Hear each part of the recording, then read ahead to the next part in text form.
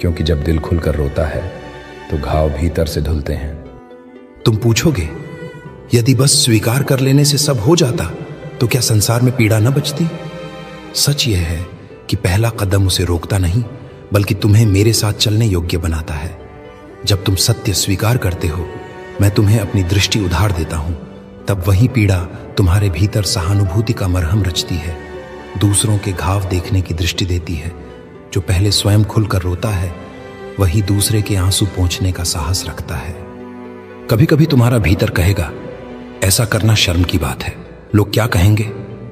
सुनो, लोगों का शोर ताली बजाता भी है और अगले ही पल पत्थर भी मार देता है, पर मैंने तुम्हें बुलाया है उस शोर से पार, धूप में खिले एकांत की तरह।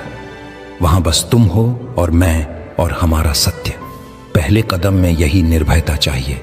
जैसे तुम अपने कमरे में दीपक जलाकर पर्दे गिरा देते हो, फिर आईने के सामने खड़े होकर अपने चेहरे की सलवटें देख पाते हो, वैसे ही मेरी उपस्थिति आईना है।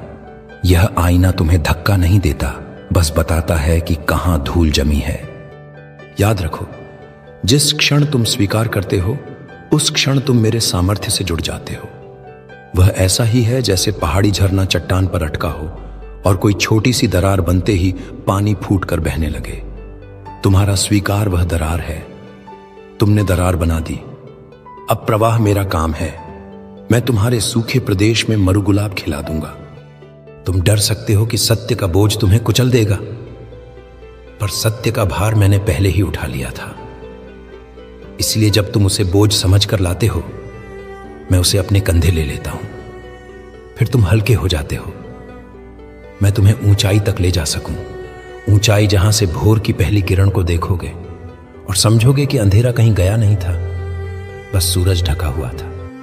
पहले कदम के बाद तुम पाओगे कि मन में एक हलचल सी है, जैसे लंबे समय से बंद कमरा अचानक खुल गया हो और हवा दौड़ पड़ी हो। कुछ पुरानी यादें उलझेंगी, कुछ पापों की परछाइयां दीवारों पर नाचेंगी। घबराओ मत, ये प्रकाश का स्वाभाविक प्रभाव है। जैसे एक किरण भी कोठरी में पड़े जाले दिखा देती है, वैसे मेरी उपस्थिति तुम्हें भीतर का जाला स्पष्ट दिखाएगी।